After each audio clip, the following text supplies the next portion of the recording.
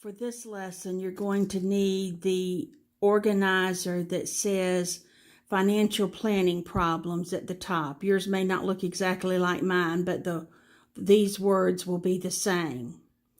Before we begin looking at the problems, there are two pieces of information that I need you to turn the paper over on the back and write this down. One is that interest, we're talking about simple interest, is equal to principal multiplied by the rate and multiplied by the time. Now, the rate will be the interest rate as a percent that's been changed to a decimal. And the time is going to need to be measured in years. So we may have to make those adjustments as we're looking at it. So we have that interest is principal times rate times time. That's one piece of information. The second piece is that when you know a total amount and you need to separate it into two parts that are not necessarily equal, you just want two parts, but they're not equal. You let one be X, and you let the other one be the total minus X. That's how you represent the two parts. For example, if you had $20 and you were going to put 12 in this bank, then what would be left over in this bank would be 20 minus that 12, or $8. That's where the total minus X comes from. That's how we get the amount in the other category.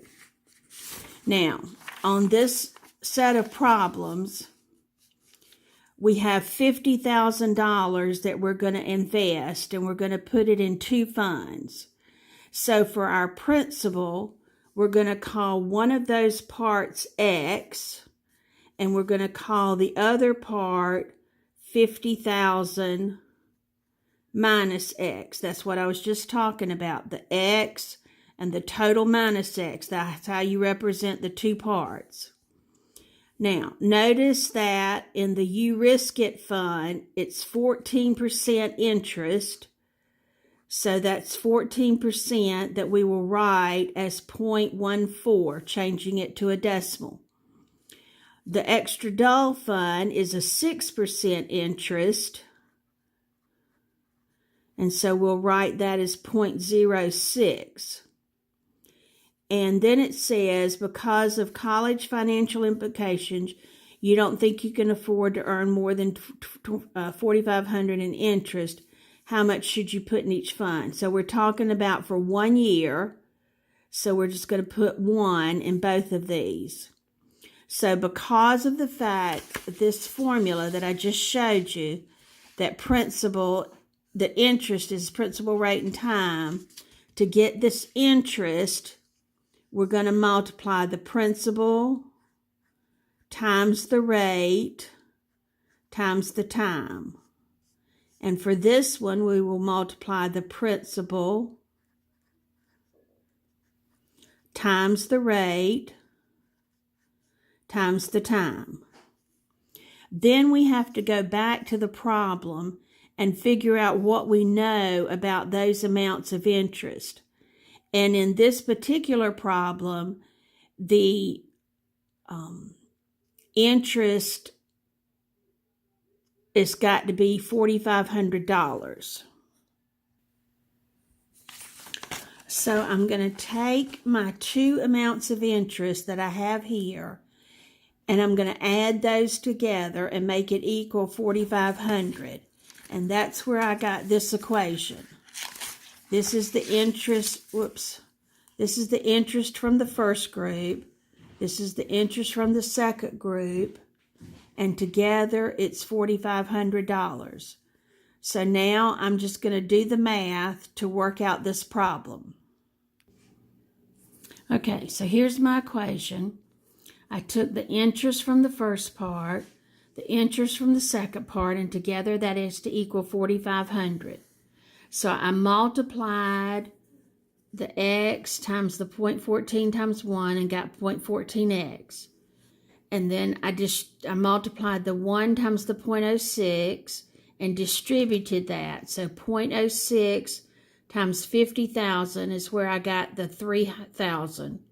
And then 0.06 times the minus x is where I got the minus 0.06x. So these two terms are like terms on the same side. So I subtracted those and got 0.08x plus 3,000 equals 4,500. So then I subtracted 3,000 from both sides and got 0.08x equals 1,500. Then I divided both sides by 0.08 and got x equals 1875. So then I have to go back to the problem and see what the question was. And the question was, how much should you put in each fund? So I need to know both amounts. So the first fund, the one that was X, the one that was going to get 14%, that amount is 18,750. And the second one, the one that was going to earn 6%, I took that 18,750 and subtracted it from the 50,000 to get 31,250 to go in that account. And that's my two answers. This one at the 14%, this amount of money at the 6%. So that's the first problem. Now let's move on to the second problem. Here we have an investment of $3,000 at a simple interest rate of 5%. So we're going to invest $3,000 at 5%. So I'm going to put 3,000 right here and 5%, which I will change to 0.05. How much additional money, so I'm looking for this amount of money, must be invested at a rate of 9%. So I'll fill in 9% here and write that as 0.09, so that the total interest is 7.5% of the total investment. So this is for 1 year. So again, to get the interest answers, you always just multiply straight across. So I'm going to multiply 3,000 times 0.05 times 1. And then I'm going to multiply x times 0.09 times 1. And I'm going to add those two amounts together to start my equation. All right, so I've written down the two amounts here, and I need to see what's true about those two amounts. And it says back over here in my problem that I want to make 7.5% of the total investment.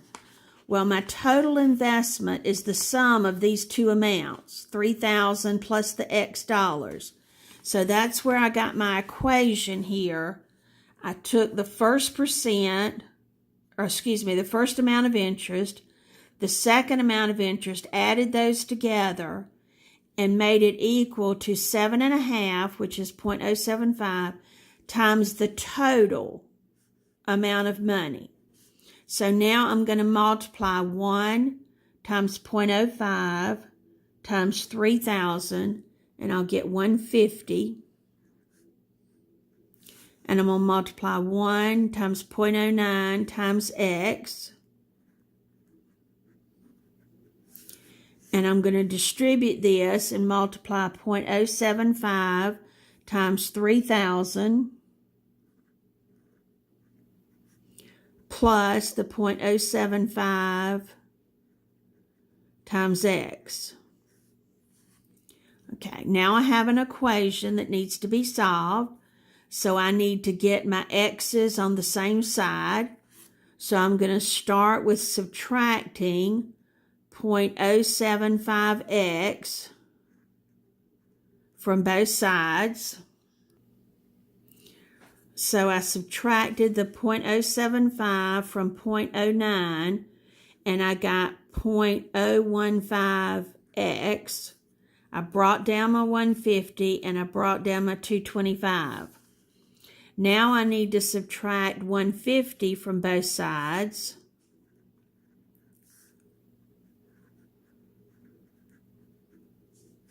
Not 500, 150, sorry.